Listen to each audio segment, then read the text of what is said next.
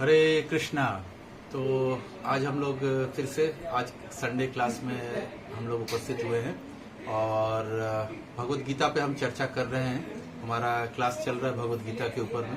तो अब हम भगवत गीता में दूसरे चैप्टर पे पहुंच चुके हैं। दूसरे चैप्टर में भी हम लोग 4th श्लोक तक कंप्लीट कर चुके हैं। तो आज के दिन में हम लोग अब भगवत गीता में 4th श्लोक के आगे अप टू कोशिश करेंगे 11वें श्लोक तक पहुंचने का। तो हम लोग सबसे पहले मंगलाचरण कर लेते हैं। ओम अज्ञानतिमिरान्धस्य ज्ञानञ्जनशलाकया चक्षुरुन्मिलितं येन तस्मै श्रीगुरुवे नमः। श्रीचैतन्यमनोभीष्टं स्थापितं येन भूतले स्वयं रूप कदा मह्यं ददाति स्वपदान्तिकम्। वन्देहां श्रीगुरु श्रीयुतपदकमलं श्रीगुरून् वैष्णवांश्च श्रीरूपं साग्रजातं सहगण रघुनाथान्वितं तं सजीवं साद्वैतं सावधूतं परिजनसहितं कृष्ण चैतन्य देवं श्रीराधा कृष्ण पादान् सहगण ललिता श्री विशाखान्वितांश्च। हे कृष्ण करुणा सिन्धु दीनबन्धु जगत्पथे गोपेश गोपिका कांत राधा कांत नमस्तुते। तप्त कांचन गौरांगी राधे वृंदावनेश्वरी वृषभानुसुते देवी प्रणमामि हरिप्रिये। वाञ्छाकल्पतरुभ्यश्च कृपा सिन्धुभ्येव च पतितानां पावनेभ्यो नमो नमः। जय कृष्ण चैतन्य प्रभु नित्यानंद श्री अद्वैत गदाधर श्रीवासादि गौर भक्त वृंद। हरे कृष्णा कृष्ण कृष्ण हरे हरे हरे राम राम राम हरे हरे। नमो कमल नाभाय नमो कमल मालिने नमो कमल पद्माय नमस्ते कमल लिक्षणे।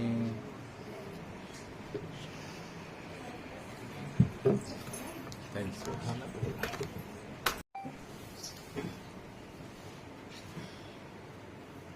तो हम लोगों ने फर्स्ट चैप्टर कंप्लीट कर लिया था और सेकंड चैप्टर में हम लोग प्रवेश कर चुके थे और प्रथम 4 श्लोक तक हम लोगों ने पिछले क्लासेस में किए।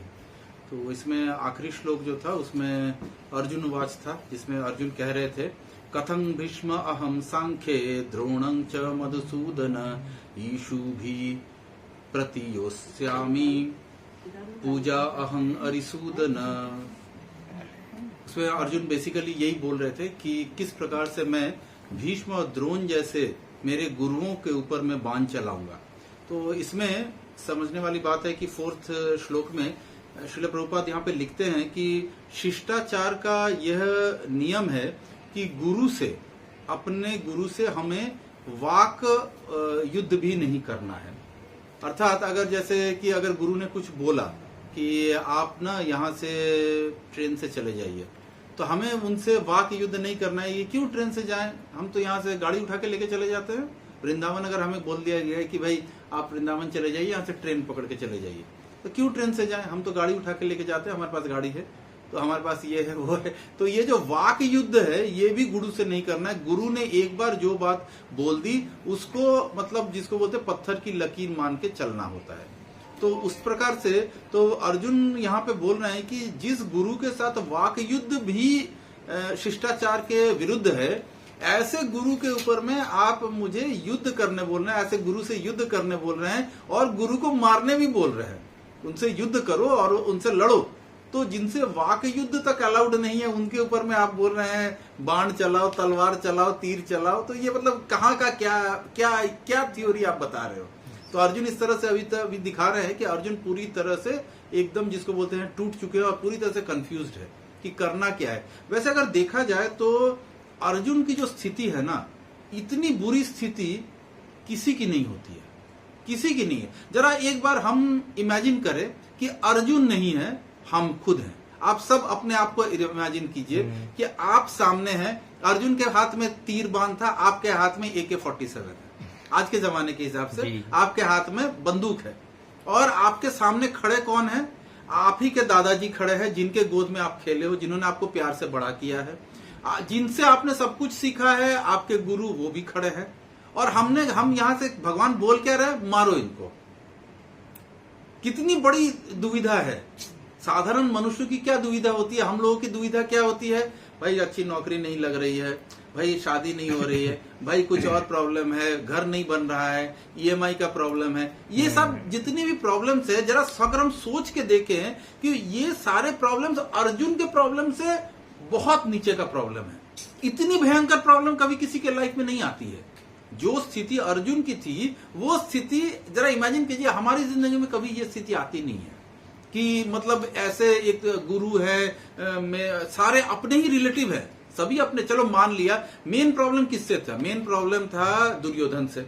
अब उसके चलते लड़ने कौन कौन आ गए हैं, दादाजी आ गए हैं, गुरुदेव आ गए हैं, जो कुल गुरु है वो खड़े हैं, कृपाचार्य खड़े हैं, मतलब सारे लोग, अपने मामा खड़े हैं, जिन लोगों के साथ में कि जिन लोगों के साथ कोई भी इशू नहीं है, वो सारे लोग भी वहां पे खड़े हैं, जिनका इनसे कुछ लेना देना भी नहीं था, कोई प्रॉब्लम भी नहीं था, लेकिन वो कौरवों के साइड से आए हैं तो उल्टा तरफ वो खड़े हैं। तो इतनी बड़ी और इतनी भयंकर प्रॉब्लम तो मेरे हिसाब से शायद हमारे जीवन में कभी नहीं आएगा। इतनी बड़ी प्रॉब्लम नहीं आएगी। जो भी प्रॉब्लम आएगा छोटा मोटा ही प्रॉब्लम है, हमारे भौतिक प्रॉब्लम होगा। लेकिन अर्जुन का भी प्रॉब्लम भौतिक था, लेकिन इतना बड़ा प्रॉब्लम हम सबके लाइफ में नहीं आती है। तो इसीलिए भगवान ने जानबूझ के, जब अर्जुन ने बोला कि रथ को लेके चलिए, जरा मैं देखूं तो सही कि कौन कौन मेरे से लड़ने आए हैं, भगवान अगर चाहते तो रथ को किसी के भी बीच में, दुर्योधन और दुशासन के बीच में ले जाके खड़ा करते और खून खौल उठता, मारूंगा, अभी मारो इसको। क्रोध आता ना, तो भगवत गीता कैसे प्रकट होती। तो भगवान ने बहुत सोच समझ के, जानबूझ के रथ को बीच में लेके आके ऐसे जगह पे खड़ा किया जहां एक तरफ भीष्म थे और एक तरफ द्रोणाचार्य। लो लड़ो, अब बहुत लड़ना है ना, बहुत तीर चलाना आता है, अब लड़के दिखाओ। तो इस प्रकार से, तो इसीलिए ये पूरा जो चीज है ना, ये भगवान का क्रिएट किया हुआ है ताकि भगवत गीता का ज्ञान प्रकट हो सके। भगवान भगवत गीता का ज्ञान प्रकट करना चाह रहे थे, बोल के ये सारी चीजें हुई है, अन्यथा ये चीजें नहीं होती। तो इसके बाद अब हम आगे बढ़ते हैं। 4th तक तो हम लोगों ने ये पढ़ा था, अब हम लोग 5th श्लोक में जाते हैं। ये 5th श्लोक जो है वो अर्जुन का ही ये चल रहा है, मैंने अर्जुन के ही मन में जो और विचार आ रहे हैं। पहले 4th श्लोक में उन्होंने बोला आप कैसे बोल सकते हो गुरु को मारना और इसको मारना, अपने पितामह को मारना। अब उसके बाद वो फिर भी आगे बोल रहे हैं, वो क्या कहते हैं 5th श्लोक में, गुरून् अहत्वा हि महानुभाव श्रेय भोक्तुम भोक्षयमपि लोके हत्वा अर्थ कामान तु गुरून् इह इव भुंजीय भोगान रुधिर प्रादिग्धान। तो इसमें बोल रहे हैं कि गुरून् हत्वा अहत्वा, गुरुजनों को नहीं मारकर, या गुरुजनों को ऐसे समझे कि गुरुजनों को और मेरे ही परिवार के लोगों को मार के अगर मुझे ये सारी संपत्ति मिल भी गई, ये जो भी वस्तुएं मुझे भोग करने के लिए मिल गई, उन सबों में मुझे तो मेरे ही गुरुजनों के खून दिखेंगे, क्योंकि उन्हीं को तो मार के मुझे ये सारी चीजें मिली है। आप कुछ भी चीज ले रहे हो, अगर सामने वाले की हत्या करके ले रहे हो, तो आपके हृदय में कहीं ना कहीं वो बात आएगी कि मैंने मार के ये चीज ली है। तो मार के जो ली है, तो उनको जो भी चीज है, राज्य मिला, संपत्ति मिली, भोग ऐश्वर्य मिल रहा है, लेकिन उन सब में खून किसका है?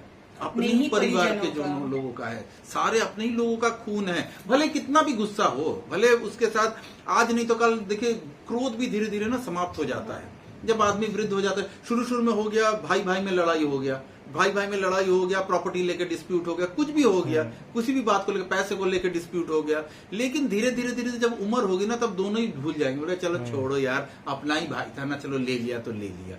लेकिन उसमें अगर इसमें किसी की हत्या हो गई, तो अगर किसी एक भाई ने दूसरे भाई की खूनी कर दिया, मर्डर कर दिया, तो फिर उसको जो मिलेगा ना, उसको बुढ़ापे में बात आएगी कि मैंने अपने भाई को मार के ये चीज भोगा है।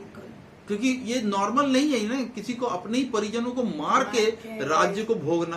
तो वही अर्जुन यहाँ पे बोल रहे हैं, ऐसे महापुरुष जो मेरे गुरु हैं, उन्हें मार कर जीने की अपेक्षा इस संसार में भीख मांग कर खाना अच्छा है।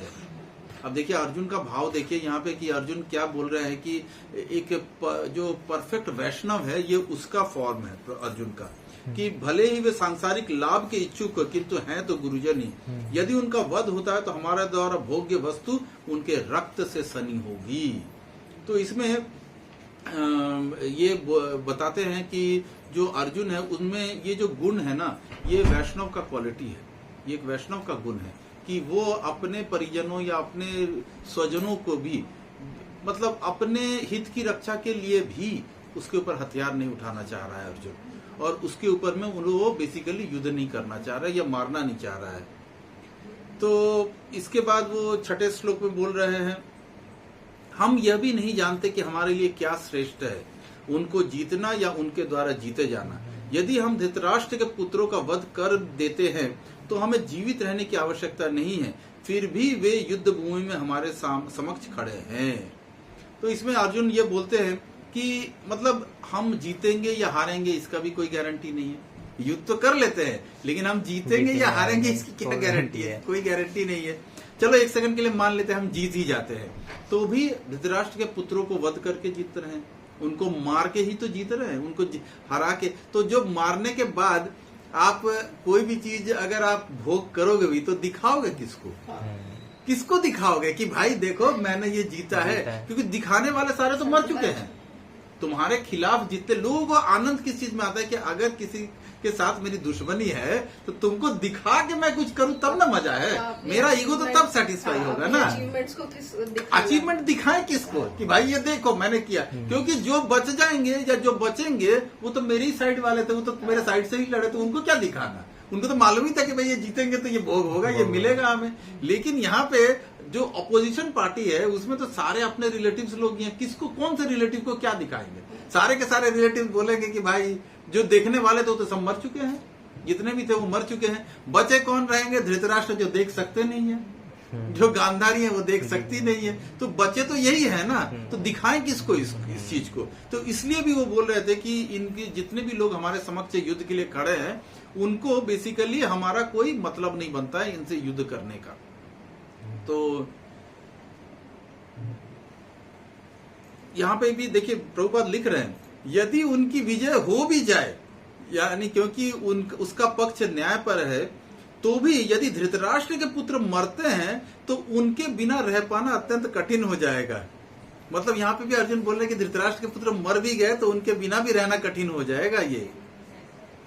तो इस प्रकार से अर्जुन जो है यहाँ पे प्रभुपाद लिख रहा है, ये सारे गुण अपने आध्यात्मिक गुरु श्री कृष्ण के उपदेशों में उसकी श्रद्धा ये सब मिलकर सूचित करते कि वो सचमुच पुण्यात्मा था। अर्जुन जो थे वो सचमुच पुण्यात्मा थे, तभी वो भगवान के सखा बन सके थे। तो वो सचमुच बहुत बड़े पुण्यात्मा थे, जिसका हृदय इतना कोमल था कि वो उनके साथ हुए सारे अत्याचार, सारे अपमानों, सारे जितने घाव इसने दिए थे उन सबों को भूलने को तैयार था, और इस तरह से युद्ध करके अपने परिजनों को मारने के लिए वो तैयार नहीं था। जब तक इंद्रिय संयमित न हो ज्ञान के पद तक उठ पाना कठिन है, और बिना ज्ञान तथा भक्ति के मुक्ति नहीं होती। अर्जुन अपने भौतिक गुणों के अतिरिक्त इन समस्त दैवी गुणों में भी दक्ष था। तो ये सारे जो गुण हैं ये बड़े ही दैवी गुण हैं। जरा हमें भी सोचना चाहिए कि अगर मतलब जो चीजें अर्जुन बोल रहे हैं, क्या वो चीजें अगर हमारे साथ कभी होता है, हमें इस घर से निकाल दिया जाता है, जिसने निकाल दिया है जो भाई है उसने ही निकाल दिया, हमारा ही घर है पर हमारे घर से हमें निकाल दिया, हमारी ही पत्नी है पर उसका अपमान किया जा रहा है, हमारे ही सामने अपमान हो रहा है, हमारे ही साथ छल किया जा रहा है, इतना सब कुछ होने के बावजूद भी हमें मारने का भी कोशिश किया जा रहा है। सोचिए, मतलब इतनी चीजें हो चुकी है, लाक्षागृह में जला देने का कोशिश किया गया, द्रौपदी का अपमान किया गया, द्यूत क्रीड़ा में उनके साथ में चीटिंग किया गया, इतना होने के बाद भी अर्जुन क्या बोल रहे हैं, अरे कोई बात नहीं, छोड़ दो, जो हुआ सो हुआ, अपने लोगों को मार के क्या मिलेगा मुझे। तो ये साधारण बात नहीं है, आज के जमाने में तो इम्पॉसिबल है। आज के जमाने में तो मतलब अगर एक ने बहुत ही बड़ा टास्क है, अगर सोच लो माता जी, जरा कम इमेजिन करो कि हमारे साथ ऐसा हो रहा है, हम इस इतने सुंदर रूम में बैठे हैं, एसी चल रहा है, फर्स्ट क्लास हम लोग कथा कर रहे हैं, आप लोग सुन रहे हैं, लेकिन जरा सोचो कि आपके रंजन प्राण प्रभु जी आपके भाई आ गए, उन्होंने बोला कि चलो निकलो सब यहाँ से, छल से उन्होंने पेपर साइन करा लिया, बोला कि ये देखो रंजन प्रभु जी, एक जमाने में आपने ये साइन किया था, ये मकान तो मेरा है, आप कहाँ से आ गए हो, चलो निकलो यहाँ से। हम क्या सह पाएंगे?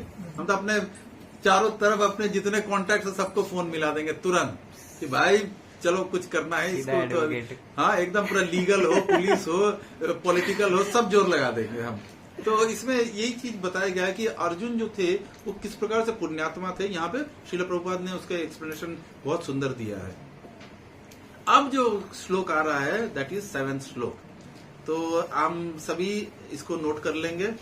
दूसरे अध्याय का 7वां श्लोक सबसे इंपॉर्टेंट श्लोक में आता है, ये काउंट होता है, और इस श्लोक को हम कोशिश करेंगे सारे लोग याद करने का।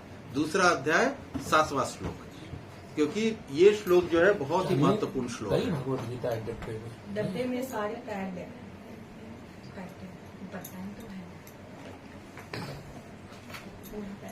दो वहाँ पे एक और है। मेरा हाथ कहाँ पहुँच रहा है।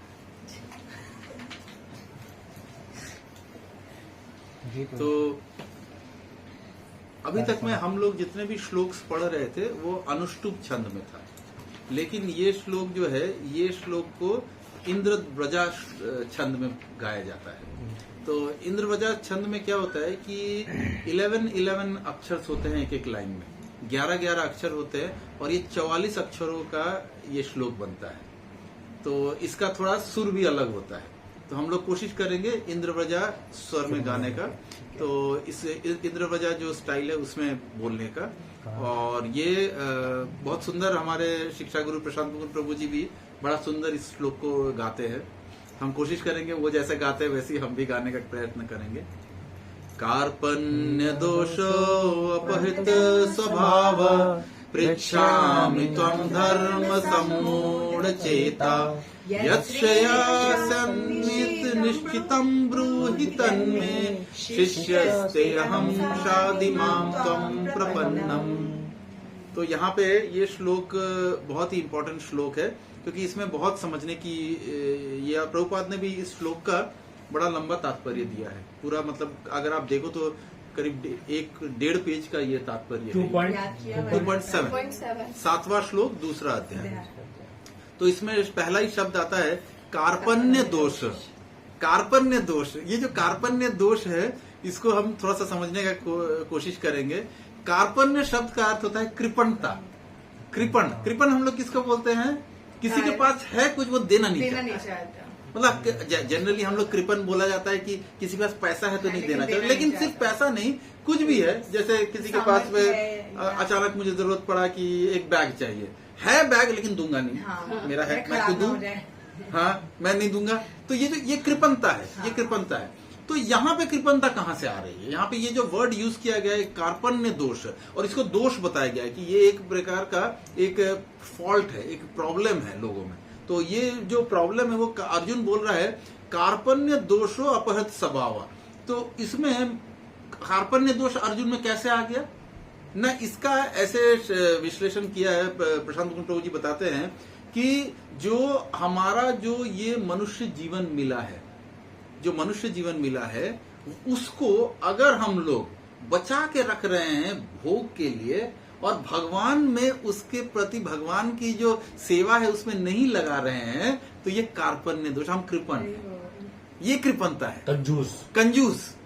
क्यों? क्योंकि हमारा ये जो शरीर मिला है, ये जो मनुष्य शरीर मिल रहा है, हम इसको बचा के रख रहे हैं। किसके लिए? भोगों के लिए। ठाकुर जी की सेवा के लिए नहीं रख रहे हैं, या ठाकुर जी की सेवा में जाने को तैयार नहीं है।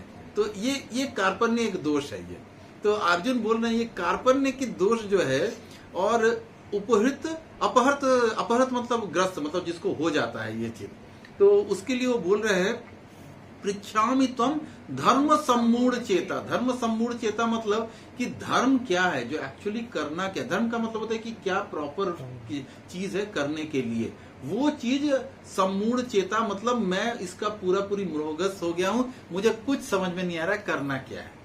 मैंने लड़ू नहीं लड़ू, क्या करूं, अपने लोगों को मारू नहीं मारू, कुछ मेरे को समझ में नहीं आ रहा है। दोनों तरफ से मैं एकदम पूरे तरफ से मतलब करना क्या है मेरे को समझ में नहीं आ रहा। अब आप बताइए। यत् श्रेया स्यात् निश्चितम ब्रूहि तन्वे। तो अब वो बोल रहा है कि अब आप मुझे बताइए कि मेरे लिए श्रेया मतलब बेस्ट ऑप्शन क्या है, मैं क्या करूं, करने लायक क्या है मेरे लिए, मैं करूं तो क्या करूं इसमें।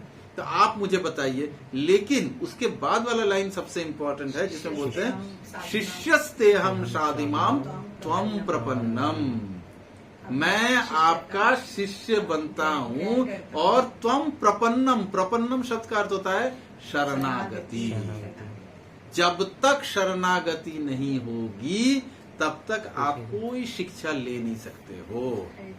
आज ही मेरी रंजन प्राण प्रभु जी आपसे डिस्कशन हो रहा था इस बारे में कि लोगों को बोलो नहीं आते हैं। क्यों नहीं आते हैं?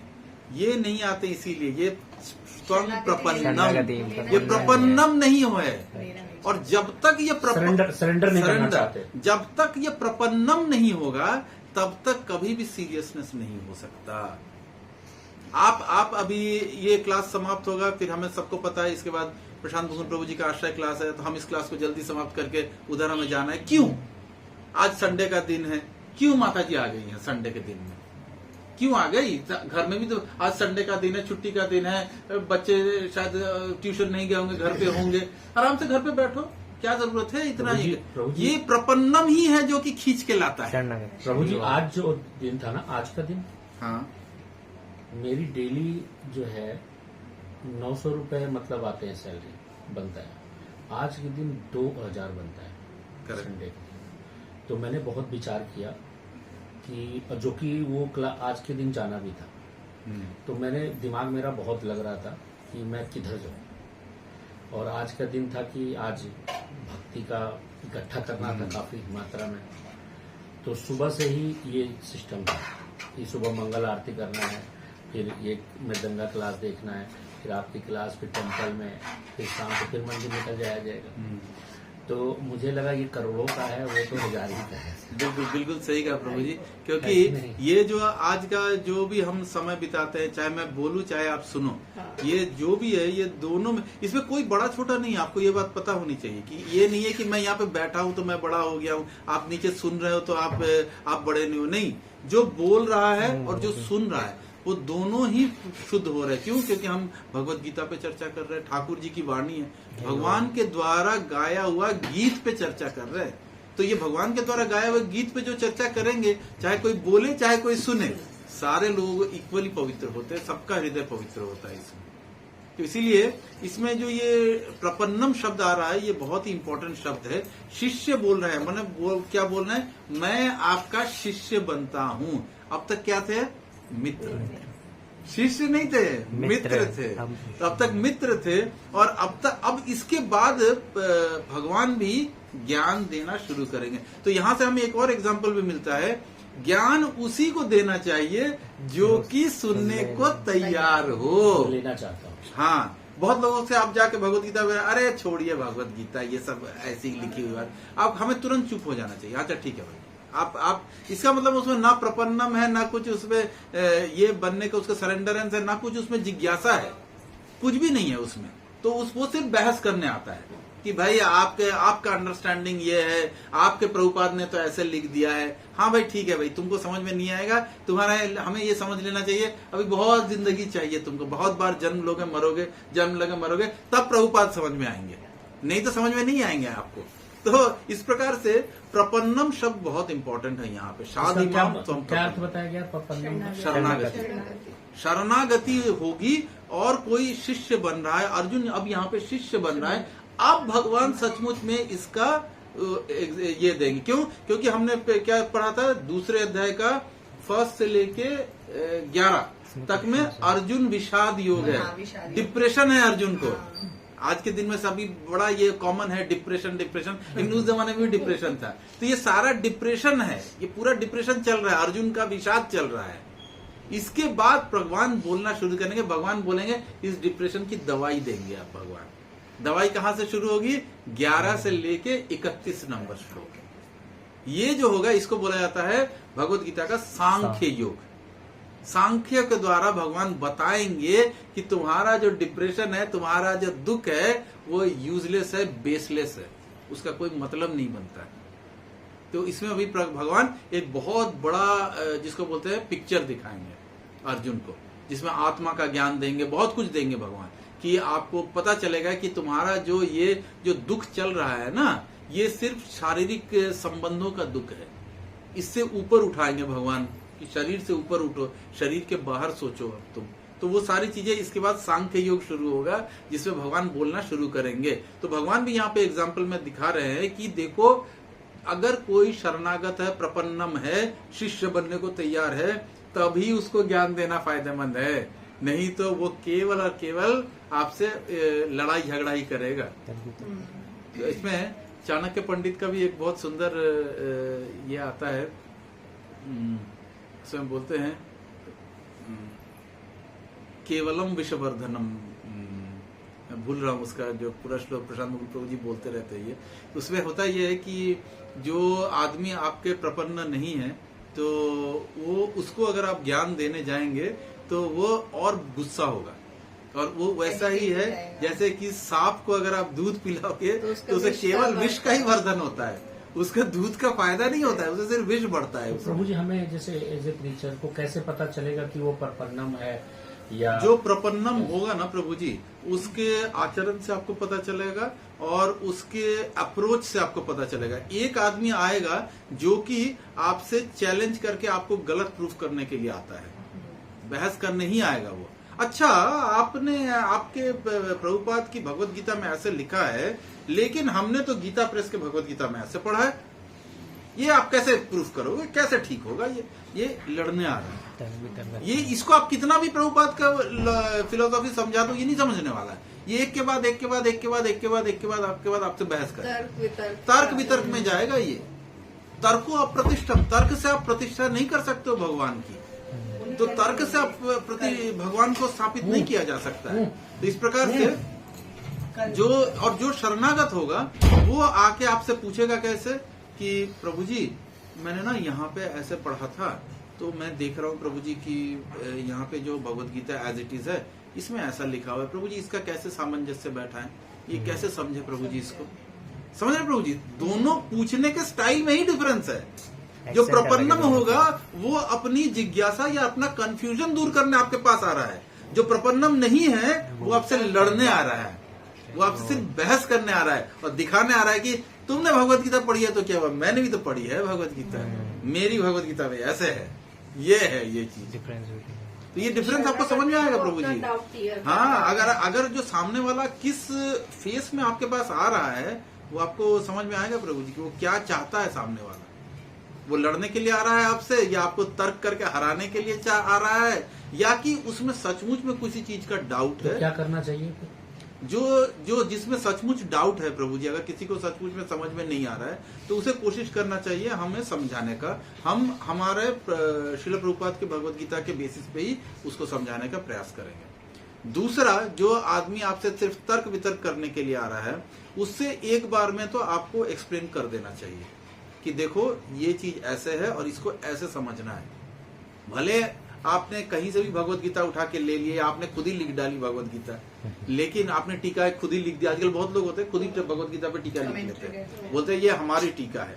अरे आप और हम भगवत गीता पे टीका लिख नहीं सकते।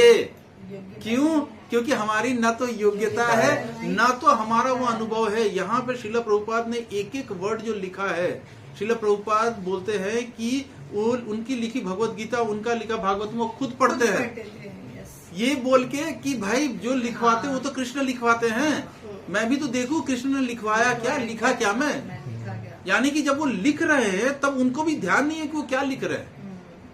वो उनके अंदर का जो है ना भगवान के प्रति प्रेम जो है ना, उसकी एक्सटेसी है ये। और ये चीज इतने वर्षों की तपस्या, इतने वर्षों की साधना, इतने वर्षों से भगवत प्रेम की वजह से ये छप के निकला है। ये ऐसे ही नहीं निकला कि मैंने कुछ पढ़ लिया, मैंने ये करके अब तो मैं भी लिख सकता हूँ। अरे नहीं लिख सकते हो तुम, सिर्फ और सिर्फ जिसको बोलते हैं ना उत्पात मचाओगे संसार में, कुछ नहीं लिखोगे तुम। और तुम जो लिखोगे वो आज प्रभुपाद चले गए हैं, आज प्रभुपाद के जाने के बाद भी पूरे विश्व संसार में यही भगवत गीता चलती है, यही भगवत गीता चल रही है आज भी। जहां पे भी हमारे मोदी जी भी कहीं ले जाते हैं तो यही भगवत गीता ले जाके देते हैं, क्योंकि this is the most authentic. क्योंकि ये एक प्योर भक्त के, जिसने प्योर भक्ति की है, जिसके हृदय में भगवान बैठे हुए, जिसने ठाकुर जी का साक्षात्कार किया, जैसे हम और आप बैठे हुए हैं ना, ऐसे बातें की है जिसने भगवान से, उसके द्वारा लिखी हुई भगवत गीता है ये। उसने ये टिप्पणियां लिखी हैं, उसने ये टीकाएं लिखी हैं। इसलिए इस भगवत गीता की तुलना किसी भगवत गीता से नहीं हो सकती। पहले बनो, प्रभुपाद के जैसा बन के दिखाओ, पहले सारे शास्त्रों को पढ़ो। इस भगवत गीता में आप देखोगे प्रभुपाद ने इतने कठोपनिषद, ब्रह्मवैवर्त पुराण, कहां से प्रभुपाद ने सबसे इम्पोर्टेंट पॉइंट जो है वो सारी चीजें यहाँ पे लिखी हैं। बहुत लोग आर्ग्यू करते हैं ना, ये तुम्हारी जो प्रभुपाद की भगवत गीता ये सिर्फ भक्ति भक्ति भक्ति करती है। अरे भगवान खुद बोल रहा है भक्ति से ही प्राप्त होऊंगा मैं, तो इधर उधर की बात मैं क्यों करूं। प्रभुपाद ने जिसको बोलते हैं ना, वो गन्ने को निचोड़ के जो लास्ट जूस तक है ना, वो निकाल के दिया है सारे वैदिक वांग्मय का। ये नहीं है कि सिर्फ भगवान का, संपूर्ण वैदिक वांग्मय, सारे पुराण, सारे उपनिषद, इन सबों से जो हमारे लिए जरूरी है, जिसमें जिसको बोलते हैं जो विटामिन है, वो इसमें है, वो निकाल के दिया। हमारी जिंदगी में हमारे पास ना तो समय है, ना हम जानते हैं, हमारे पास संस्कृत का ज्ञान भी नहीं है, ना हमारे पास समझाने वाले लोग हैं। कौन समझाएगा? इतने इतने पुराण है, इतने इतने उपनिषद हैं, आप पढ़ के समझ जाओगे। इतने इतने 4 वेद हैं, पढ़ लोगे आप, सारा पढ़ के समझ जाओगे। 18 पुराण है, 108 उपनिषद हैं, इसके अलावा संहिताएं हैं, जितनी जितनी संहिताएं, मनु संहिता है, ऐसी बड़े सारी संहिताएं हैं, सारे पढ़ के आपको समझ में आ जाएगा। और सारे में से जो सबसे इंपॉर्टेंट पोर्शन है वो निकाल के दे रहे हैं प्रभुपाद। इसीलिए ये भगवत गीता इतनी इंपॉर्टेंट है। जैसे एक भक्त है ना जो भगवत गीता का वितरण कर रहे थे, तो किसी ने बोला कितने का है, तो बोलते हैं कि 250 रुपए का। तो 250 रुपए, इतना महंगा भगवत गीता, ये तो 20 रुपए का आता है। तो उन्होंने क्या बोला कि हमारे भी 20 का ही है। जो भगवत गीता का श्लोक जो छापते हैं ना लोग, वो 20 का ही है, लेकिन बाकी जो 230 रुपए है ना, वो इस टीका के लिए है जो भगवत गीता में प्रभुपाद ने दिया है, हम ये उसका प्राइस है। तो इस प्रकार से अगर हम देखें तो भगवत गीता से आपको समझ में आएगा कि कौन आपसे बहस करने आ रहा है, और हमारा जो थॉट प्रोसेस होगा, हमारी जो समझ है ना, वो हमें ये जानना चाहिए कि हमारे पास सबसे बेस्ट चीज है, सबसे बेस्ट चीज है। चाहे कोई भगवत गीता का प्रकांड विद्वान भी क्यों ना आ जाए और वो बड़ी बड़ी इधर उधर की बातें भी क्यों ना कर ले, हमारे पास प्रभुपाद ने जो भगवत गीता दी है इससे बेहतर कुछ नहीं। क्योंकि कोई भी प्रभुपाद जितनी तपस्या कर नहीं सकता है, प्रभुपाद जितनी ब्रह्म साक्षात्कार कर नहीं सकता है, प्रभुपाद जितनी भगवान के साथ बात नहीं कर सकता है, भगवान के डिक्टेशन से लिख नहीं सकता है। लिखो, इतनी साधना को इस लेवल तक लेके जाओ ना कि भगवान स्वयं आके तुम्हारे साथ बैठ के लिखवाएं तुम्हें कि देखो मैंने जो बोला उसका ये मतलब है, लिखवाओ। हम तो सिर्फ क्या करेंगे, अपने दिमाग में जो समझ में आया वो, इसीलिए वो चलता है ना, क्या लेके आए थे क्या लेके जाओगे ये है भगवत गीता का ज्ञान। किसने बोल दिया क्या लेके आए? बहुत चीजें लेके आए थे, बहुत चीजें लेके जाओगे। पूरी भगवत गीता अगर कोई पढ़े उसको समझ में आएगा, भगवान ने तो उस पर सिर्फ कर्म करने को कहा है, कर्म कर्म कर्म करो, कर्म करो। तो हमारा प्रभुपाद की भगवत गीता आप पढ़ो, आप बोलेंगे कहाँ भगवान ने बोला है कर्म? तो जैसे अगर कोई आदमी किसी का मर्डर कर रहा है, ये भी तो कर्म है। इसका मतलब भगवान बोल रहे हैं कि कर्म करो, मर्डर करो? बोल तो नहीं रहे हैं ना भगवान। कर्म का भी कौन सा कर्म करना है, कैसा कर्म करना है, 3 प्रकार के कर्म है वो करना है। इसमें अभी दूसरे अध्याय में ये सब आएगा हमारे पास में, कौन विकर्म होता है, कौन अकर्म होता है, कौन सा कर्म है, ये सारी चीजें आएंगी इसमें। कौन से कर्म करने हैं, सिर्फ एक बार बोल देने से हो जाएगा कि उसमें तो कर्म करने बोला गया है। अरे कर्म करने बोला गया है, किस पर्पज से कर्म है, उसका अंत रिजल्ट क्या है उस कर्म का, वो समझना होगा, वो समझ के कर्म करना है। तो इस प्रकार से भगवत गीता में जितने भी हमारे श्रील प्रभुपाद ने जो हमें व्याख्याएं दी हैं, ये अमूल्य हैं। इसके बराबर टक्कर की हमारे पास में अभी कोई भी शास्त्र नहीं है।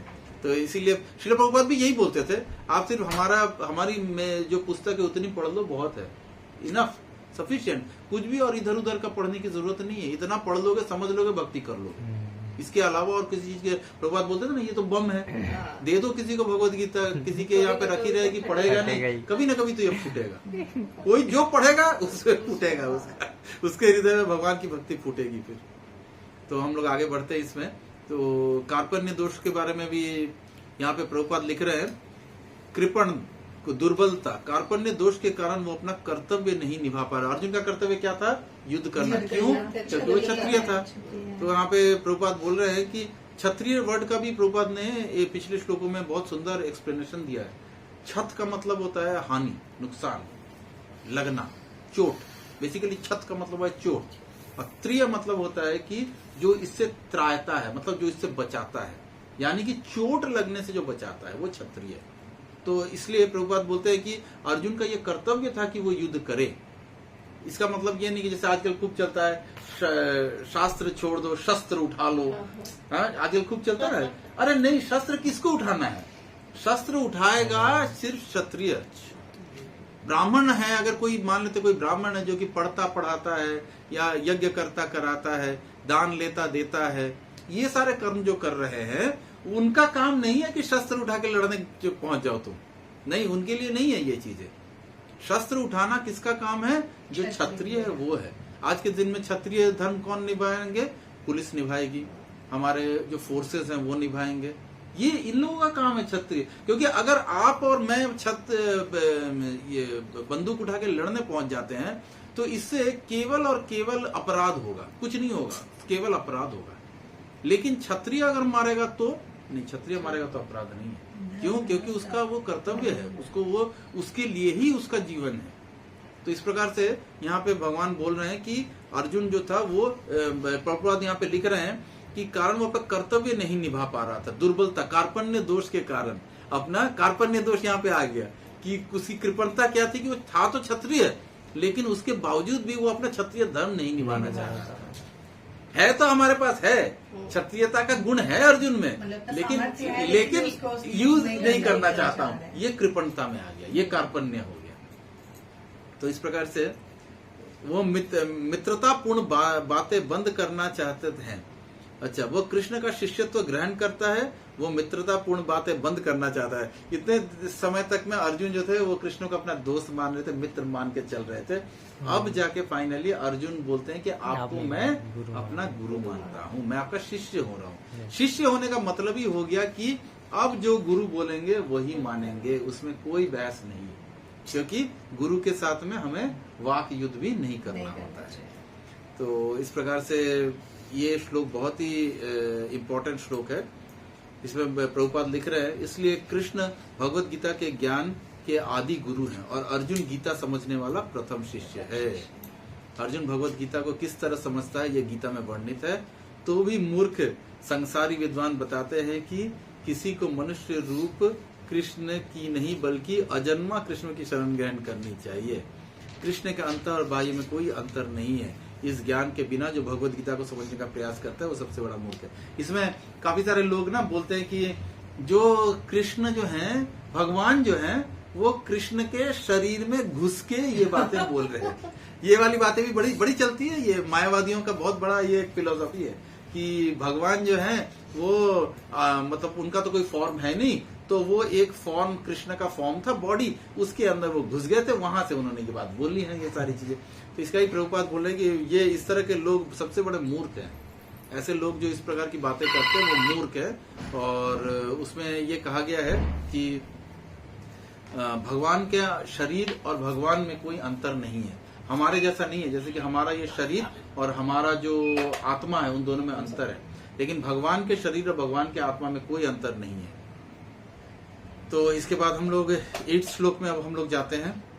इसमें बोला गया है, नहीं प्रपश्यामि माम अनुपद्यात यत् शोकम उच्छोषणम इंद्रियाणाम अवाप्य भूमौ असपत्नम रिद्धम राज्यम सुराणाम अपि च अधिपत्यम। तो यहाँ पे अर्जुन बोल रहे हैं कि इसके पहले वाले श्लोक में अर्जुन ने शरणागति ग्रहण की। अब वो बोल क्या रहे हैं कि मुझे ऐसा कोई साधन नहीं दिखता जो मेरी इंद्रियों को सुखाने वाले इस शोक को दूर कर सके। तो अर्जुन बोल रहे हैं कि मुझे ऐसा नहीं लगता है कि कोई रास्ता बचा है, कोई साधन नहीं दिख रहा है कि मतलब मेरा जो ये दुख है कि मुझे अपने ही परिजनों को मारना पड़ रहा है और इस युद्ध में शामिल होना पड़ रहा है, और अपने जो गुरु हैं, अपने जो दादाजी हैं, उनके खिलाफ मुझे लड़ना पड़ रहा है, उनको मारने का प्रयास कर रहा है। ये जो दुख है ना, इसका कोई सॉल्यूशन नहीं, क्योंकि कहाँ खड़ा हूँ, युद्ध भूमि में खड़ा हूँ। अब मेरे पास मतलब कोई रास्ता भी नहीं दिखता है। तो इसके लिए अर्जुन बोल के आ रहे हैं कि मुझसे, इसके पहले वाले श्लोक पे इसीलिए उन्होंने बोला कि मैं इससे अच्छा तो मैं भिक्षा मांग लेता हूँ जाके। भिक्षा मांग के घूमना या अपने आप को ब्राह्मण बना लेना अर्जुन का वृत्ति परक कार्य नहीं है।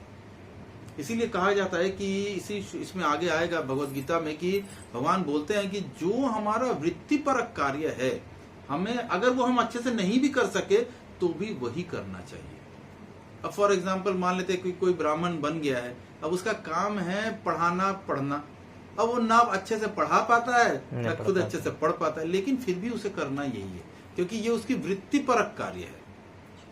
अब मान लेते कोई व्यापारी बन गया है, वैश्य बन गया है, अब वो वैश्य तो बन तो गया है, पर ना तो उससे अच्छे से बिजनेस हो पा रहा है, ना वो बिजनेस करने के लिए उतना ज्यादा उसके पास में कोई कैलिबर है। लेकिन भगवान क्या बोल रहे हैं, अगर उसकी वृत्ति है बिजनेस करने की तो उसे उसी बिजनेस में ही जाना चाहिए। अगर किसी की वृत्ति है कि काम करने का, मैं किसी के लिए काम करूंगा, यानी कि वो शूद्र में है, तो वो शूद्र में है तो उसे कोशिश करना चाहिए कि मैं शूद्र में ही रहूं, शूद्र के जैसा ही कार्य करता रहूं। क्यों? क्योंकि हमें अपनी वृत्ति पर कार्यों को छोड़ना नहीं चाहिए। तो अब अर्जुन यहाँ पे बोल रहे हैं कि मेरे को कोई भी ऐसा साधन नहीं दिखता जो मेरी इंद्रियों को सुखाने वाले इस शोक को दूर कर सके। स्वर्ग पर देवताओं के अधिपत्य की इस तरह की तरह इस धन धान्य संपन्न सारी पृथ्वी पर निष्कंटक राज्य प्राप्त करके भी मैं इस शोक को दूर नहीं कर सकता। तो अर्जुन क्या बोल रहे हैं कि अगर ये पूरे संसार का यहाँ तक कि स्वर्ग लोग सबके राजाओं का, सबका राजत्व भी मिल गया मुझे, मैं सबका राजा बन भी गया, तो भी इस शोक से कैसे निकलूंगा कि मैंने तो इन सब अपने ही परिजन, अपने घर वालों को मार के ये सारी चीजें प्राप्त की है। तो भगवान अर्जुन बोल रहे हैं कि मुझे इस शोक से दूर होने का कोई रास्ता नहीं दिखता है, कोई उपाय नहीं दिखता है मेरे को, कैसे मैं दूर होऊंगा इस शोक से। यहाँ पे प्रभुपाद बहुत सुंदर लिख रहे हैं, यद्यपि अर्जुन धर्म तथा सदाचार के नियमों पर आधारित अनेक तर्क प्रस्तुत करता है, किंतु ऐसा प्रतीत होता है कि वो अपने गुरु भगवान श्री कृष्ण की सहायता के बिना अपनी असली समस्या को हल नहीं कर पा रहा है। ये बहुत इंपॉर्टेंट है कि बिना गुरु के ना हम असली समस्या को सॉल्व नहीं कर पाते हैं। हम इधर उधर की छोटी मोटी समस्याओं को सॉल्व कर लेते हैं, लेकिन गुरु के बिना जीवन में आप असली समस्या क्या है, पहले भी बताया गया है, जन्म मृत्यु जरा व्याधि। इस प्रकार की जो समस्याएं हैं, इससे हम कभी भी निकल नहीं सकते हैं। छोटी मोटी समस्याएं तो दूर कर लेंगे, लेकिन हम लोगों ने गुरु को भी किसके लिए बना रखा है, छोटी मोटी समस्याओं के लिए। छोटी मोटी समस्याओं के लिए हम गुरु के पास क्या जाते हैं, गुरु महाराज प्लीज आशीर्वाद दे दीजिए, बच्चे की नौकरी नहीं हो रही है, नौकरी कर ले, अच्छा पढ़ ले गुरु महाराज, कंसंट्रेशन नहीं हो रहा है, बच्चे की शादी नहीं हो रही है, गुरु महाराज आशीर्वाद दे दीजिए, गुरु महाराज घुटने में दर्द बहुत है, ठीक नहीं होता है। अरे गुरु इस चीज के लिए नहीं है।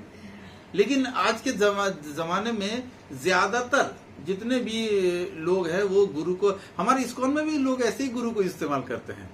गुरु महाराज के पास जा रहे हैं, क्यों जा रहे हो भाई गुरु महाराज के पास, नहीं गुरु महाराज के पास जाना है, पूछना है कि बच्चे का शादी का डेट फिक्स हो गया है, जरा बता दीजिए गुरु महाराज, प्लीज ब्लेस गुरु महाराज। अरे तुम ब्लेसिंग लेने के लिए किस बात की ब्लेसिंग लेने जा रहे हो गुरु महाराज के पास में। मेरे पीछे हिज होलीनेस गोपाल कृष्ण गोसाई महाराज बोलते थे कि मुझे लगता है जैसे I have become name giving गुरु। पहले शादी कर रहा हूँ, शादी हो जाने के बाद बच्चे लेके आएंगे, गुरु महाराज नाम दे दीजिए। अरे क्या तुम बच्चे का नाम के लिए गुरु महाराज हैं क्या? गुरु से मिलना है तो गंभीर प्रश्न पे चर्चा होनी चाहिए।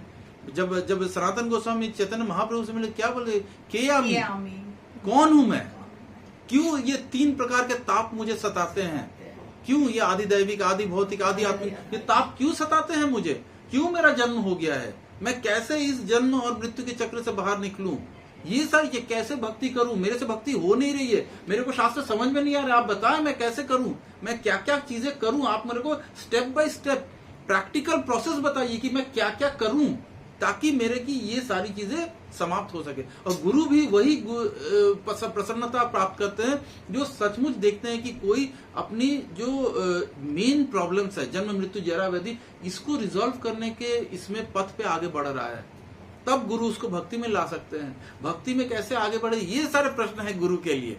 लेकिन गुरु के पास में ज्यादातर लोग जाते हैं अपनी पर्सनल भौतिक प्रॉब्लम सॉल्व करने के लिए। और जितने भी आज के जमाने में भी जो बड़े बड़े विख्यात गुरु हैं, जो गुरु जैसा बन चुके हैं, उनका काम क्या है आप जाके देखो। उनका किसी का भी आप तो वीडियो में भी आप देख सकते हो, चारों तरफ अवेलेबल है। कोई पर्ची निकाल के आपका प्रॉब्लम सॉल्व कर रहा है, कोई आपके वहां पे ऐसा बैठा के आप क्वेश्चन पूछो, वो आंसर दे के आपको प्रॉब्लम। क्या क्वेश्चन पूछ रहे हो तुम?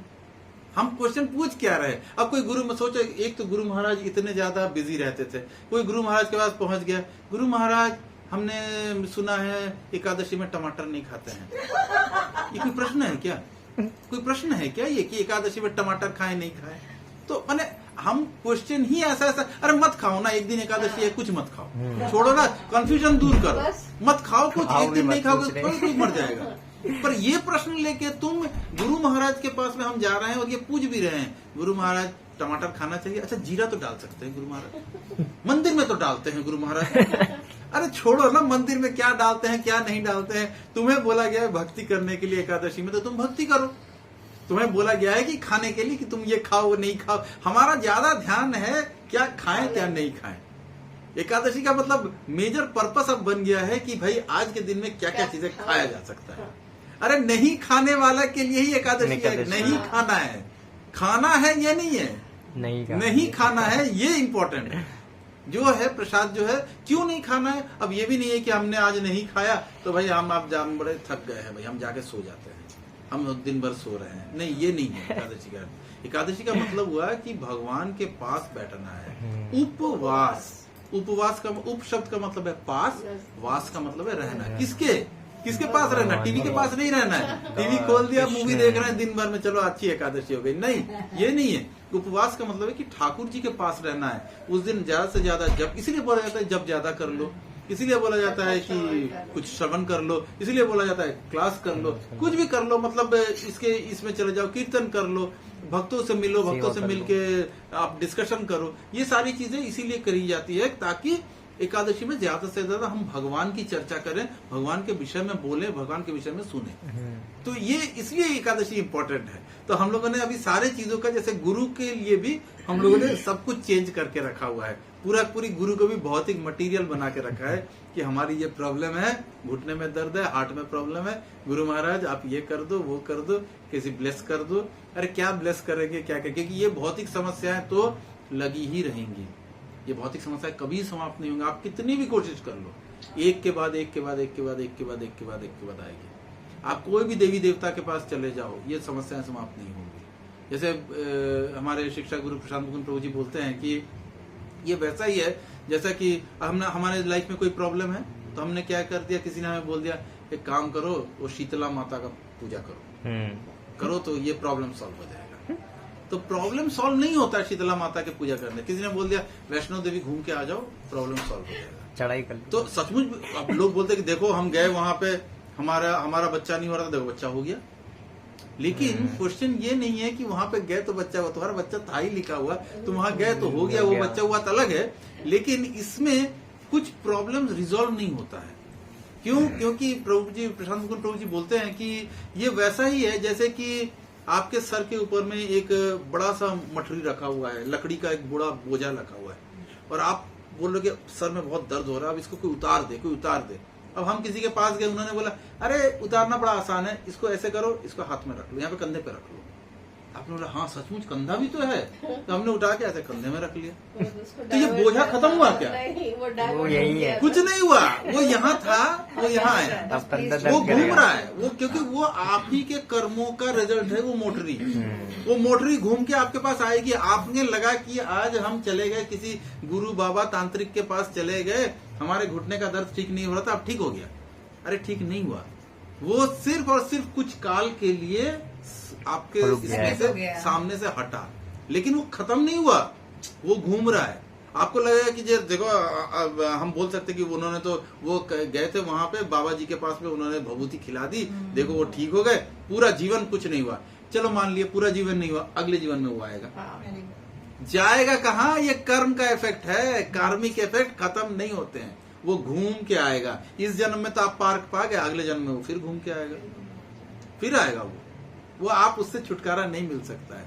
तो इसके लिए बोला जाता है कि जो भी हमारी भक्ति करनी है, कुछ करना, वो सिर्फ ठाकुर जी से करनी है। क्यों? क्योंकि ठाकुर जी से भक्ति करेंगे, एकमात्र वही है जो हमें हमारे कर्म फलों से निकाल सकते हैं। किसी देवी देवता, किसी में ये शक्ति नहीं है। कोई भी आपको वरदान दे भी दे तो भी उस वरदान के इफेक्ट हम आगे पढ़ेंगे क्षणिक होते हैं।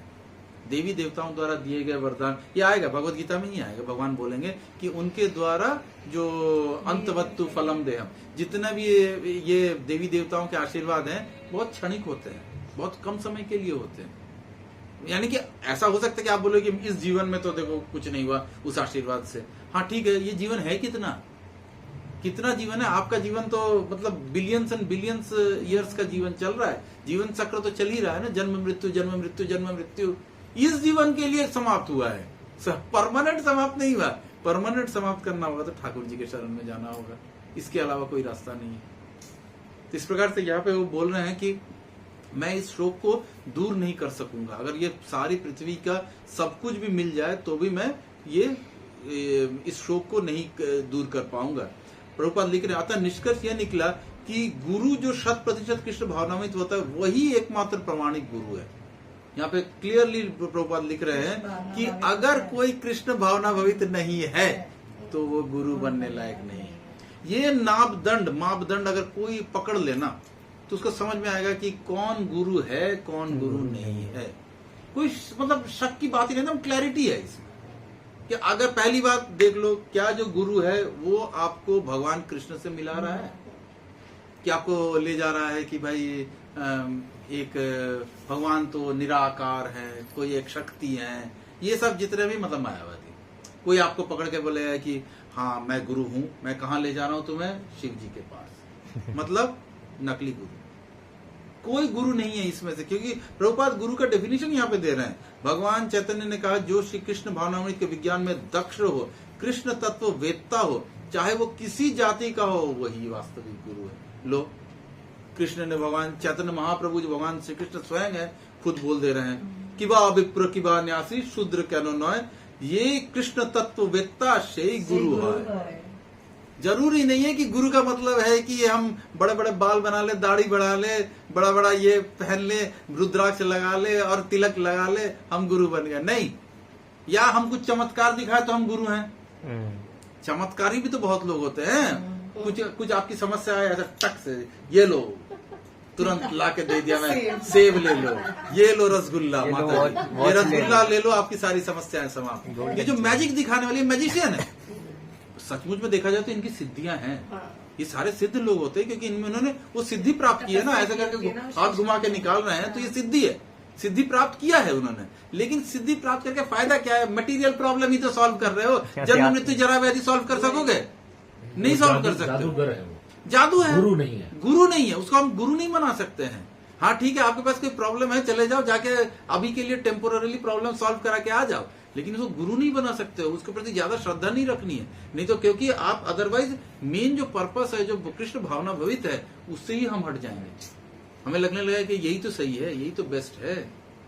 तो इस प्रकार से यहाँ पे चैतन्य महाप्रभु बोल रहे हैं, किबा विप्र, विप्र का मतलब ब्राह्मण, किबा न्यासी, न्यासी का मतलब सन्यासी, शूद्र का नो है, मतलब कि अगर कोई शूद्र है, जरूरी नहीं है कि वो ब्राह्मण होगा, सन्यासी होगा तभी गुरु बनेगा ना, शूद्र भी हो सकता है वो। ये कृष्ण तत्व वेत्ता, जिसने कृष्ण को तत्व से जान लिया है। कृष्ण को तत्व से जानना बहुत मुश्किल है, बहुत मुश्किल है कृष्ण को तत्व से जानना। लेकिन जो कृष्ण को तत्व से जान लिया हुआ से ही गुरु है, वो गुरु बनने लायक है, चाहे वो शूद्र ही क्यों ना हो। तो बड़ा एकदम क्लैरिटी है इसमें कोई शक नहीं कि गुरु कौन है, कौन सदगुरु है, कौन ये है। कोई भी अपने आप को अगर बोले कि मैं सदगुरु हूं, अरे तुम कैसे सदगुरु, क्या बताते हो तुम? नहीं, हम तो शिव जी पढ़ाते हैं, तो तुम सदगुरु नहीं हो, तुम बोगस गुरु हो। कैसे सदगुरु हो सकते हो? यहाँ पे तो लिखा हुआ है ना, सतगुरु वही है जो हमारा हाथ पकड़ के, हमारा कान पकड़ के हमें कृष्ण तक लेके जाता है। जो कृष्ण तक लेके जाएगा वही गुरु है, अन्यथा गुरु नहीं है कोई भी। तो ये बहुत इंपॉर्टेंट श्लोक है, आप लोग सब इसको नोट कर सकते हैं कि ये जो किबा विप्र किबा न्यासी, क्योंकि ये श्लोक आपको काफी जगह पे कोट कर सकते हो आप। ये श्लोक बहुत अच्छा श्लोक है ये। इसके अलावा अतः कृष्ण तत्ववेत्ता हुए बिना कोई प्रामाणिक गुरु नहीं होता। इसमें अब यहाँ पे प्रभुपाद जो है ना, वो इसका भी वैदिक साहित्य में भी कहा गया है, षटकर्म निपुणा विप्रो मंत्र तंत्र विशारद अवैष्णवो गुरुन स्यात् वैष्णव स्वपचो गुरु। तो यहाँ पे प्रभुपाद एक पद्म पुराण का ये श्लोक है, इसमें बड़ा सुंदर है। जो अभी मैं बोला था, जो मैजिशियन होते हैं, जो मैजिक कर देते हैं, जो तुरंत आपका प्रॉब्लम सॉल्व करते हैं, तो यहाँ पे बोलते हैं मंत्र तंत्र विशारद, ये वही मैजिशियन है जिन्होंने मंत्र तंत्र सब कुछ को एकदम पूरा पकड़ के रखा हुआ है, सब कुछ कर लिया है उन्होंने। षट कर्म निपुणो विप्रो अवैष्णवो, अगर कोई वैष्णव नहीं है, अवैष्णवो गुरु न स्यात् वैष्णव स्वपचो गुरु।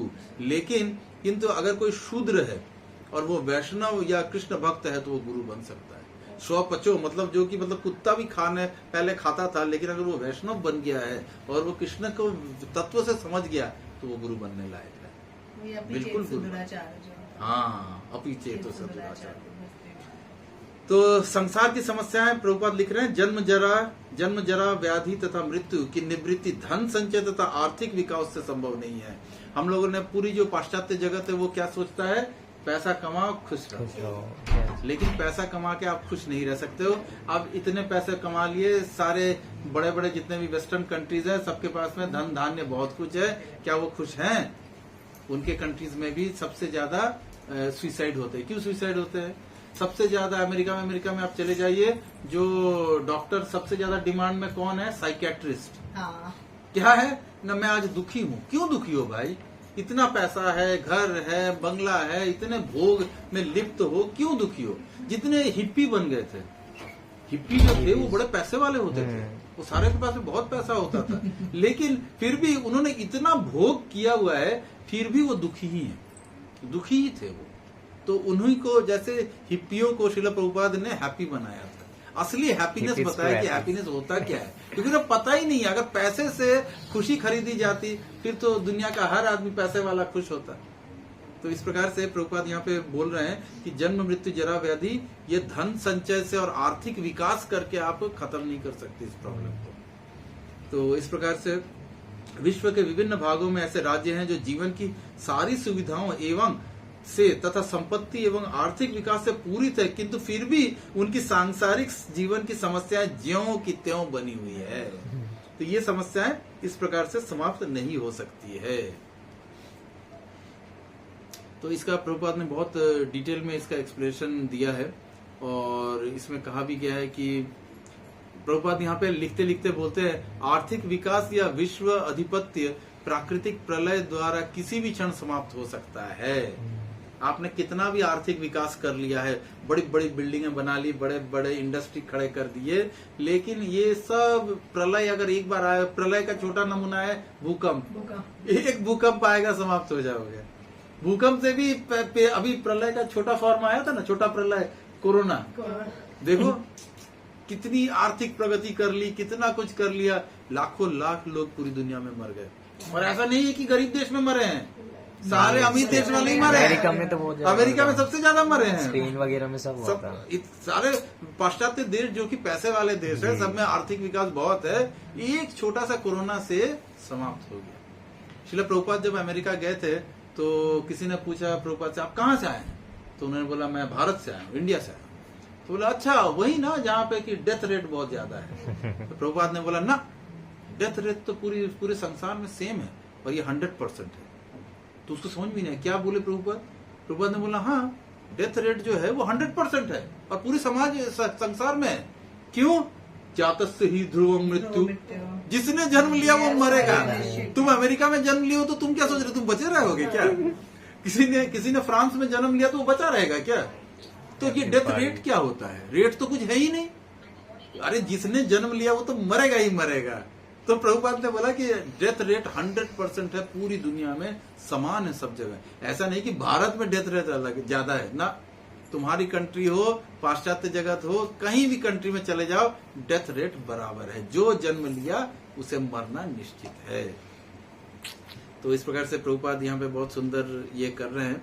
अब हम आगे श्लोक में चलते हैं, 9वें श्लोक पे। संजय उवाच एवं मुक्ता ऋषिकेशम गुड़ाकेश परंतप न योत्सेय इति गोविंदम उक्त्वा तुष्णिं बभूवः।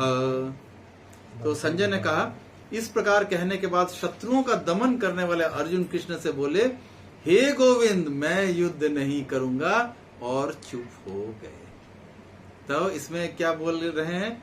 तुष्णिम। तुष्णिम का मतलब होता है चुप, एकदम साइलेंट। इतने देर तक जो दुख था, कितनी कितनी दुख की सारी चीजें अर्जुन ने बोल दी कि मेरे को तो ऐसा लगेगा कि अगर इनको मार के कुछ मिल भी जाता है तो इनके खून से रंगा हुआ रहेगा, अगर मुझे राज्य मिल भी गया तो मैं किसे दिखा के खुश होऊंगा, क्योंकि सारे तो मर चुके होंगे, कोई है ही नहीं। परिवार में खुशी किसके साथ बांटूंगा? कोई तो है ही नहीं बांटने वाला, सब तो मर चुके हैं युद्ध में। तो ये सारी चीजें, जो जितनी भी दुख की बातें हैं, वो सारी चीजें अर्जुन बोल के अब चुप हो गए। बोले अब मेरे से कुछ समझ में नहीं, इसके पहले श्लोक में बताया, मेरे से कुछ समझ में नहीं आ रहा है, अब मैं आपका शिष्य बन चुका हूँ, जो मेरे लिए बेस्ट है वो बता दो, मैं क्या करूँ इसमें, मेरे को कन्विंस करो कि भाई मैं युद्ध करूं तो क्यों करूं, युद्ध ना करूं तो वही मेरे लिए बेटर है, मेरे को बताओ और समझाओ इस चीज को कैसे क्या ये होगा।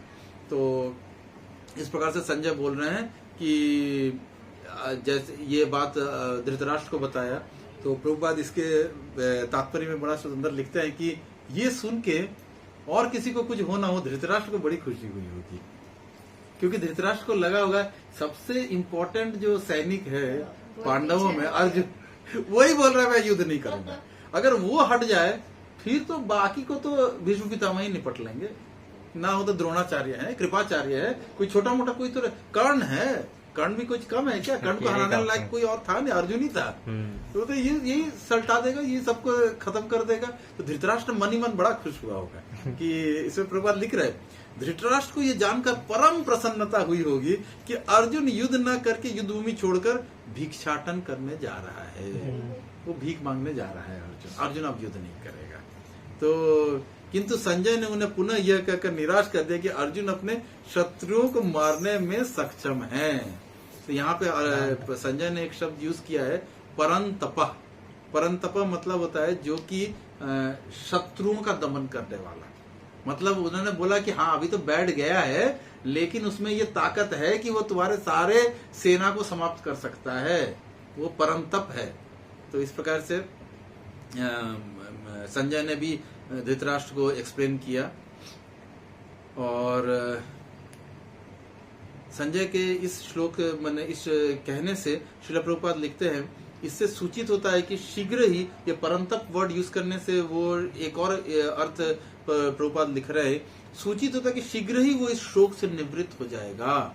मतलब ये शोक से वो बाहर आ सकता है, वो बाहर आ जाएगा, अर्जुन बाहर आ जाएगा और आत्म साक्षात्कार या कृष्ण भावनामृत के ज्ञान से, पूर्ण ज्ञान से प्रकाशित होकर पुनः युद्ध करेगा। तो यहाँ पे प्रभुपाद लिख रहे हैं, आत्म साक्षात्कार या कृष्ण भावनामृत का ज्ञान हमें कर्म करने से पीछे नहीं ठेलता है, कर्म करने बोलता है। तो कृष्ण भावनाभवित होके भी क्या करेगा अर्जुन? पुनः युद्ध करेगा, युद्ध ही करेगा, लेकिन कृष्ण भावनाभवित होके युद्ध करेगा। कृष्ण भावनाभवित होके युद्ध करने का मतलब क्या हुआ कि अर्जुन को भगवान बोलेंगे तुम सिर्फ निमित्त बनो, माम अनुस्मरणम युद्ध, मुझे स्मरण करते हुए युद्ध करो, ये कृष्ण भावनामयित हो गया। तो ये करके अभी इसके बाद 10वां श्लोक आता है, तमुवाच ऋषिकेश प्रसन्नीव भारत सेनयुरुभयोर मध्ये विषिदंतमिदं वचः। इसमें बोलते हैं अब भगवान बोल रहे हैं कि ये संजय बोल रहे हैं कि अब भगवान ने बोलना शुरू किया। इसके पहले तक भगवान ने ज्यादा कुछ नहीं बोला। क्यों? क्योंकि अर्जुन शिष्य नहीं थे, मित्र थे।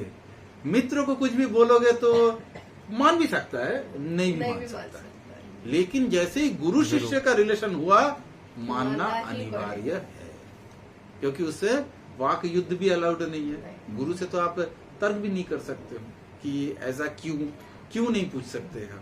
गुरु ने जो बोल दिया बस वही है सच, उसी को मानना है। तो फिर आप शिष्य हुए, तो शिष्य बन गए हैं अब। तो अब अर्जुन को भगवान भगवत गीता का ज्ञान देंगे और 11 से लेकर 31 श्लोक तक सांख्य योग बताएंगे। ये जो डिप्रेशन है उसकी दवाई देंगे, मेडिसिन देंगे अब। लेकिन कैसे बोल रहे हैं? तमुवाच ऋषिकेश प्रसन्नीव भारत, भगवान हंस रहे हैं अर्जुन की बातें सुन के अर्जुन ने तो इतना डिप्रेशन का सारी चीजें बोल दी कि भाई मैं बहुत शोकाकुल हूं, मेरे से कुछ नहीं होगा, बोलते बोलते मतलब थक गया और चुप हो गया। तो अब भगवान हंस रहे हैं इसको सुन के, ये सारी बातें सुन के भगवान हंस रहे हैं। और उसमें दोनों सेनाओं के मध्य शोकाकुल शोकमग्न अर्जुन से कृष्ण ने मानो हंसते हुए ये शब्द बोले। अब कृष्ण हंसते हंसते पहला चीज बोलेंगे। अब कृष्ण श्री भगवान वाच 11वां श्लोक जो है वो यहाँ से ही स्टार्ट होता है सांख्य योग, पर हम 11वें तक करके अगले क्लास में फिर 12वें से स्टार्ट करेंगे। तो भगवान यहाँ पे बड़ा अच्छा श्लोक है ये।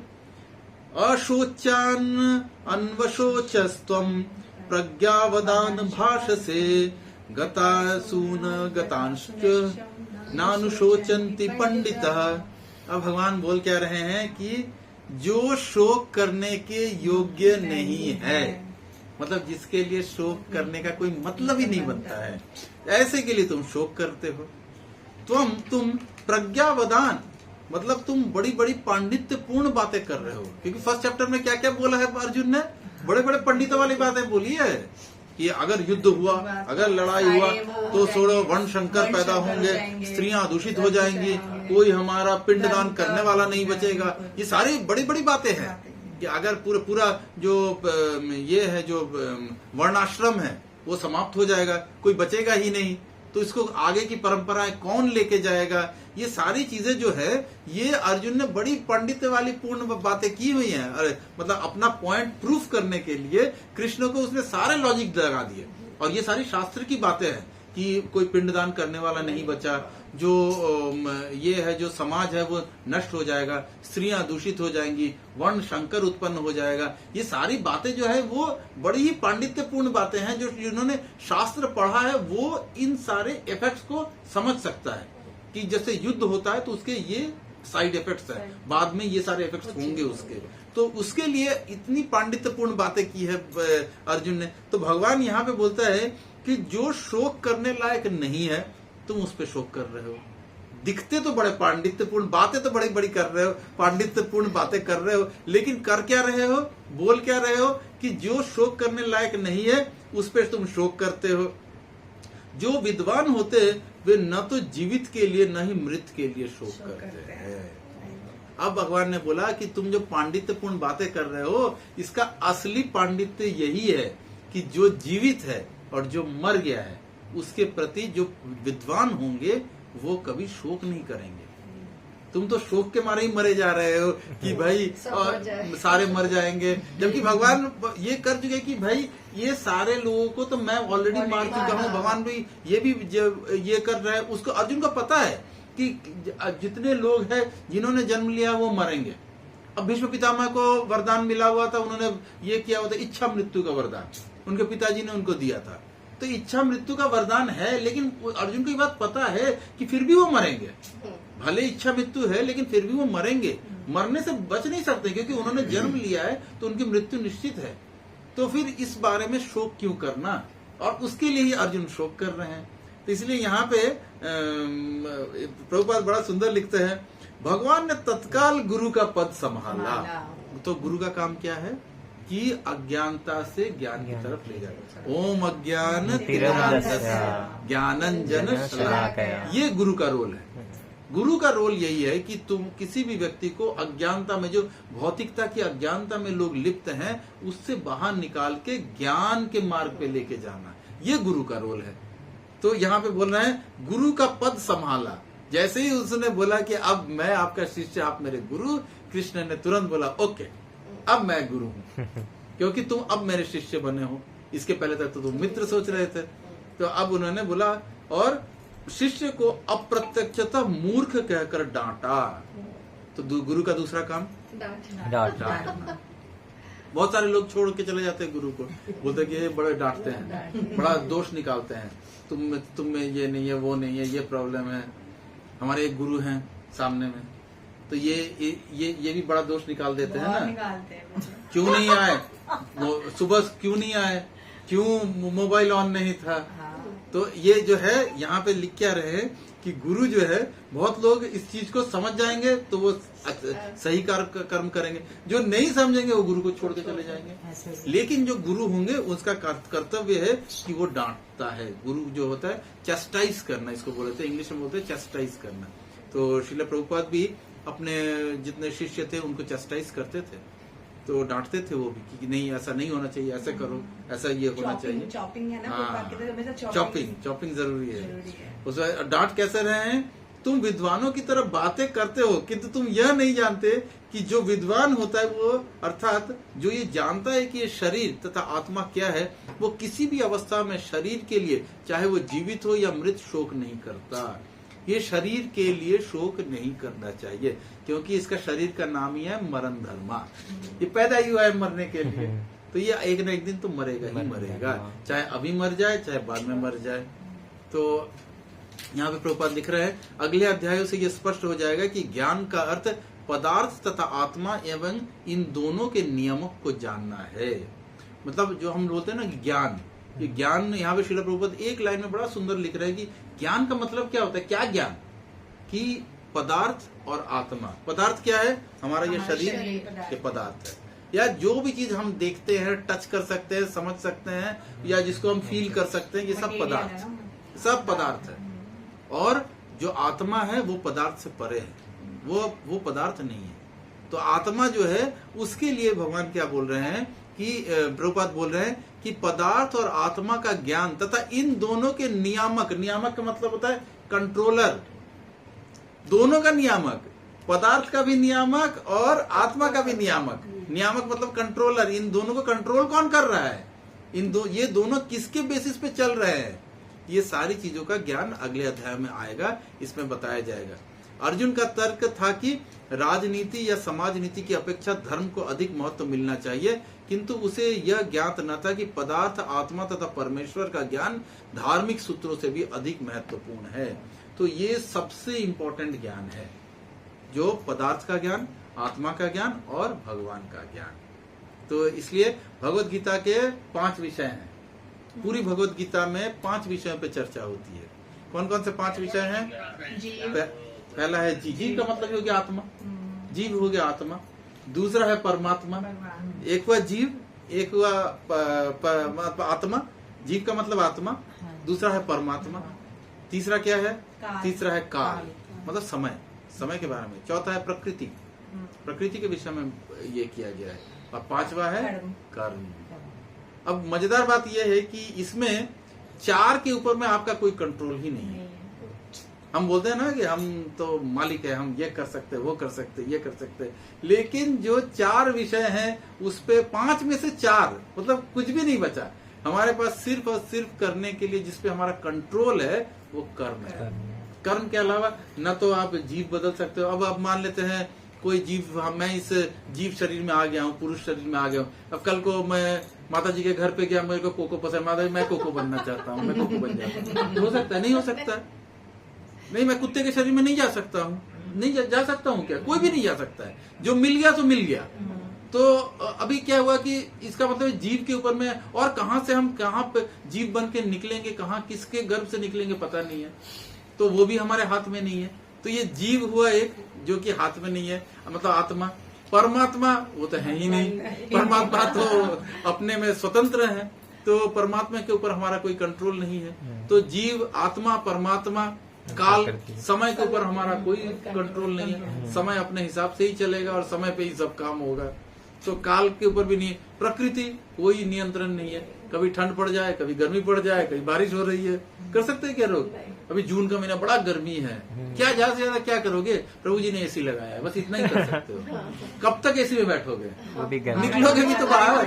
कब तक एसी के अंदर बैठोगे? एसी से बाहर भी तो निकलना है। तो एसी से जब बाहर निकल जाए, ये वाले एसी से बाहर निकलेंगे तो एसी भक्ति वेदांत स्वामी के ठंडक में चलना है, वो एसी चलाना है। क्योंकि एसी भक्ति वेदांत का एसी अगर चला तो फिर आप एसी में बैठो या न बैठो, एसी की ऐसी तैसी हम करके सब जहां भी हम जाएंगे एसी में ही रहेंगे। तो इस प्रकार से ये समझना है। और अंत में यहाँ पे प्रभुपाद लिख रहे हैं, शरीर जन्मता है और आज या कल इसका विनाश निश्चित है। अतः शरीर उतना महत्वपूर्ण नहीं है जितना कि आत्मा है। इस तथ्य को जो जानता है वही असली विद्वान है और उसके लिए शोक करने का कोई कारण नहीं है। शरीर तो जन्म लेगा और मरेगा भी। तो इस प्रकार से हम लोगों ने अभी तक में जितना भी इसमें स्टडीज किया है 11वें अध्याय तक हम पहुंच चुके, 11वें श्लोक तक पहुंच चुके हैं और इसके बाद से शुरू होगा सांख्य योग, जिसमें कि भगवान हम लोगों के अर्जुन का जो विषाद योग है वो समाप्त करने के विषय में 4 श्लोक शुरू करेंगे। तो इसके बाद वाले जितने भी 31 तक के श्लोक है, ये दूसरा चैप्टर जो है ना ये बहुत ही इम्पोर्टेंट है, क्योंकि ये गीता का सार बोला जाता है, क्योंकि ये संपूर्ण भगवत गीता का समरी भी माना जा सकता है। इसमें जितना ज्ञान है दूसरे अध्याय में ना, बाकी अध्यायों में फिर डिफरेंट वेज में भगवान एक्सप्लेन करेंगे चीजों को, लेकिन ये दूसरा अध्याय बहुत इंपॉर्टेंट है। दूसरे अध्याय में सारी चीजें बड़े क्लियरली डिफाइन होता है। तो इस प्रकार से हम लोगों ने विषाद योग समाप्त कर लिया है और अब अगले अध्याय से अगले क्लास से हम लोग सांख्य योग में प्रवेश करेंगे। तो आप सबका बहुत बहुत धन्यवाद यहाँ आने के लिए, संडे के दिन में क्लास में आने के लिए। तो श्रील प्रभुपाद की जय, प्रभु जी की जय प्रशांत पुगन प्रभु जी की जय। कुछ क्वेश्चन